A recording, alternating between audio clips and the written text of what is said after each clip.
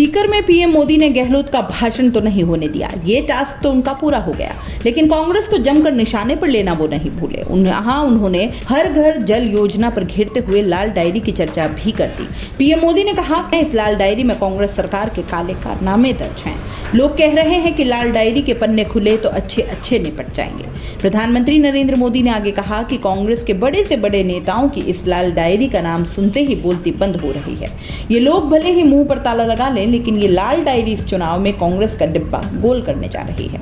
गौरतलब है कि राजेंद्र गूड़ा की ओर से मणिपुर हिंसा को लेकर बात कही तो जिसके बाद उन्हें मंत्री पद से बर्खास्त कर दिया गया। इसके बाद उन्होंने कांग्रेस पर गंभीर आरोप लगाते हुए विधानसभा में लाल डायरी लहराई। जब सदन से बाहर किया गया तो उन्होंने कहा कि इस लाल डायरी में धर्मेंद्र राठौर की ओर से लेन देन का हिसाब लिखा गया है। आरोप लगाया कि इसमें मुख्यमंत्री अशोक गहलोत और वैभव गहलोत का नाम है। बड़ी बात यह है कि गूड़ा ने विपक्ष में होकर भी मणिपुर पर बात करनी चाहिए, लेकिन स्वयं प्रधानमंत्री मणिपुर हिंसा और महिलाओं के साथ हुई घिनौनी हरकत पर चुप्पी साधकर राजस्थान सरकार को कटघरे में खड़ा करते रहे थे। मोदी ने कहा कि आप इतनी बड़ी संख्या में मुझे आशीर्वाद देने आए हैं, ये जनसैलाब बताता है कि आने वाले चुनाव में ऊंट किस करवट बैठेगा। अब राजस्थान की करवट भी बदलेगी और राजस्थान की किस्मत भी बदलेगी। उन्होंने कहा कि आज राजस्थान में एक ही गूंज है, एक ही नारा है, जीतेगा कमल, खिलेगा कमल। राजस्थान में अच्छी सड़कों के लिए और अच्छे हाईवे के लिए, राज्य में विकास के लिए भाजपा सरकार लगातार पैसे भेज रही है। जब केंद्र में कांग्रेस की सरकार थी तब 10 वर्षों में राजस्थान में टैक्स की हिस्सेदारी के रूप में 1 लाख करोड़ रुपए ही दिए गए थे। बीते 9 वर्षों में भाजपा सरकार ने टैक्स की हिस्सेदारी के रूप में 4 लाख करोड़ रुपए से अधिक पहुंचाए हैं। आज देश भर में 9 करोड़ से अधिक नए परिवारों तक पानी के कनेक्शन पहुंच चुके हैं। अनेक राज्यों में 100% नल से जल देने का काम पूरा हो गया है। मोदी ने कहा, लेकिन राजस्थान के लोगों को कांग्रेस की सरकार पानी के लिए भी तरसा कर रखना चाहती है। राजस्थान हर घर जल योजना में बहुत पीछे चल रहा है। कांग्रेस ने राजस्थान में सरकार चलाने के नाम पर सिर्फ लूट की दुकान चलाई है और झूठ का बाजार चलाया है। झूठ की दुकान का सबसे ताज़ा प्रोडक्ट है राजस्थान की लाल डायरी।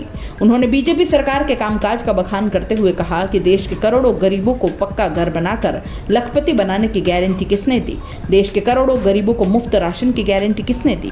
कोरोना काल में करोड़ों गरीबों को मुफ्त वैक्सीन की गारंटी किसने दी? भाजपा सरकार ने। उन्होंने कहा कि किसी दलित बेटी के साथ दुष्कर्म होता है और उस पर एसिड डाल दिया जाता है। किसी दलित बहन के साथ उसके पति के सामने गैंगरेप होता है, आरोपी उसका वीडियो बनाते हैं।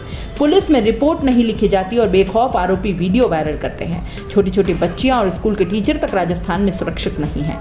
वो अलग बात है कि इतना कहते हुए भी मणिपुर मोदी के जहन में नहीं आया, क्योंकि जहन में तो लाल डायरी ही छाई रही थी। क्योंकि चुनाव जीतना मणिपुर की बेटियों को इंसाफ दिलाने से ज्यादा जरूरी है शायद। विपक्षी गठबंधन को आखिर कैसे छोड़ देते? तो विपक्षी गठबंधन इंडिया पर बोलते हुए उन्होंने कहा कि कांग्रेस और उसके सहयोगी दलों ने एक नया पैंतरा चलाया है। ये पैंतरा है नाम बदलने का। पहले के जमाने में कोई पीढ़ी या कंपनी बदनाम हो जाती थी तो तुरंत नया बोर्ड लगाकर लोगों को भ्रमित कर अपना धंधा पानी चलाने की कोशिश की जाती थी। कांग्रेस भी वही कर रही है। यूपीए के कुकर्म याद ना आए इसलिए उसे बदलकर इंडिया कर दिया है कि लाल डायरी के पन्ने खुले तो अच्छे निपट जाएंगे।